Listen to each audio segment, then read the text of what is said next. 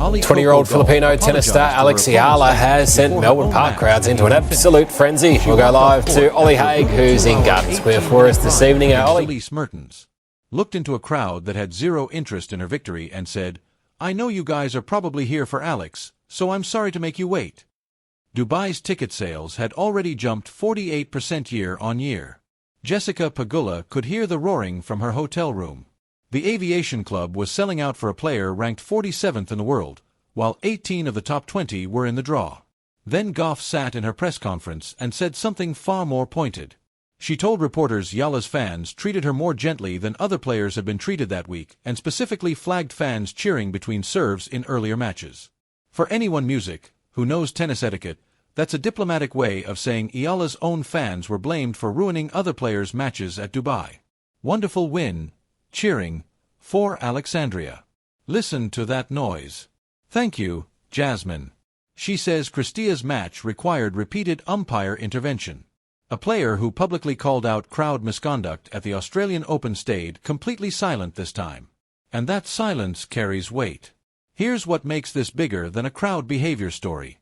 The man who trained Eala, whose academy shaped everything she is on court today, is Rafael Nadal. A veteran Dubai referee who has officiated Nadal's matches at this very tournament described Eala's crowd as something he had genuinely never witnessed before. In a career spanning Federer, Djokovic, and Nadal himself. That's the context the title is pointing at, and it's why Nadal being in shock as Eala's own fans are blamed for ruining other players' matches at Dubai is not an overstatement. Subscribe right now, because what comes next is where this story gets genuinely uncomfortable. So, let's get into exactly what Eala's fans did and why it's dividing the tennis world.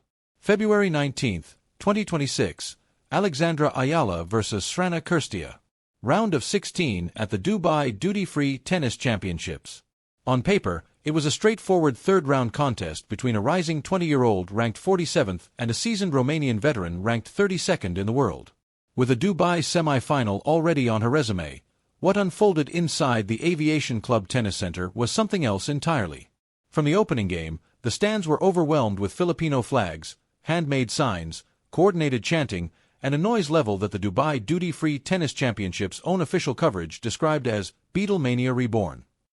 Every Eala winner triggered an explosion. Every Kirstia unforced error got cheered. Every break in play was filled with chanting loud enough that the umpire had to step in repeatedly just to restore the basic conditions required to play professional tennis. Yaya won 7-5 and 6-4. Her fans celebrated like she'd won a Grand Slam. Now, here's where the story gets genuinely complicated.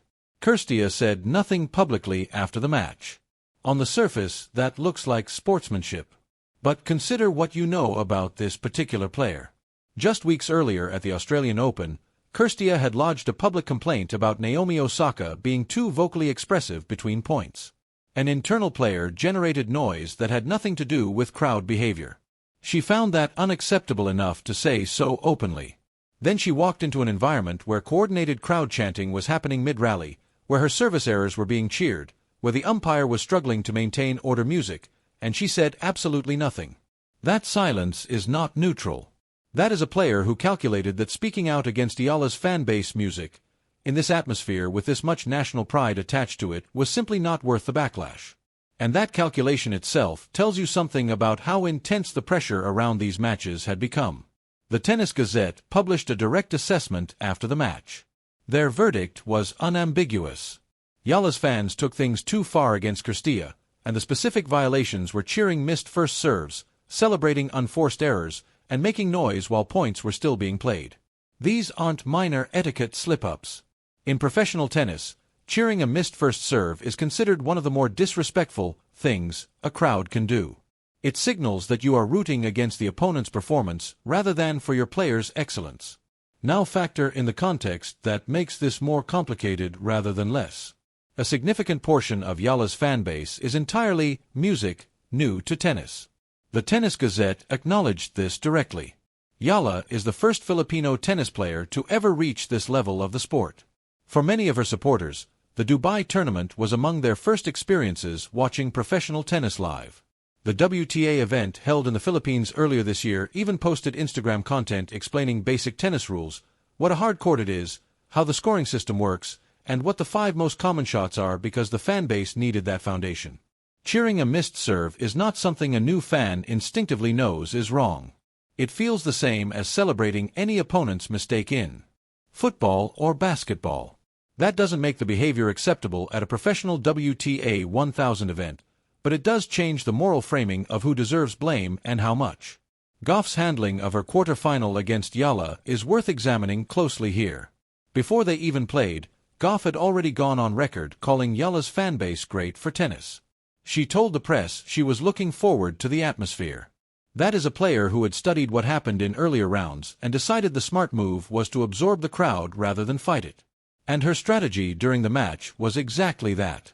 She described pretending the crowd noise was for her, using it as fuel rather than distraction. She won 6-0 and 6-2 in 67 minutes. But in her post-match press conference, she said this: "Honestly, I feel like they were a bit nicer to me today than maybe other players. I think in the previous matches, I saw they were cheering more in between serves." Read that carefully. Goff is not praising the crowd's conduct in those earlier matches. She is diplomatically noting that she received better treatment than the players before her did. She is confirming on record that the behavior Tennis Gazette criticized was real, visible, and noticeable enough that a top 4 player in the world brought it up unprompted in her press conference. That is Eala's own fans being blamed for ruining other players' matches at Dubai, confirmed by the most credible possible source, delivered in the most restrained possible way. Now, let's bring Nadal into this properly because his role here is not decorative. Eala has trained at the Rafael Nadal Academy in Mallorca for several years. In late 2025, after Nadal's retirement in November 2024, he returned to a tennis court for the first time, not for an exhibition or for a media event, but for a practice session with Eala. She described it as physically demanding despite Nadal having been off court for a full year. That session is significant because it illustrates the level of investment his academy has placed in her development. A veteran Dubai-based tennis referee speaking to Collegiate Times put Eala's crowd effect into direct comparison with Nadal's. He stated he had officiated matches featuring Federer, Djokovic, Nadal, and Agassi at this same venue, all of which produced full houses. He then said Eala's matches were a fundamentally different experience, a different atmosphere entirely unlike anything those legends had generated at the Aviation Club. That is the concrete documented basis for Nadal's shock as IA's own fans are blamed for ruining other players' matches at Dubai. It is not a metaphor. It is a direct comparison made by a professional who has stood on the same court during Nadal's own matches at this tournament. Sky Sports tennis commentator Gigi Salmon captured the broader picture in Dubai. It was like a pop concert. It was like Taylor Swift was playing. People were screaming, and maybe that can become a burden at some point. That last clause, maybe that can become a burden, is the part worth sitting with because she herself is already managing something that most players her age never have to think about. Music. She arrived at Dubai ranked 47th. She leaves ranked inside the top 32 with a guaranteed seed at all 4 Grand Slams. The crowd gave her energy. She acknowledged that openly, and she also made clear she would compete just as hard without them.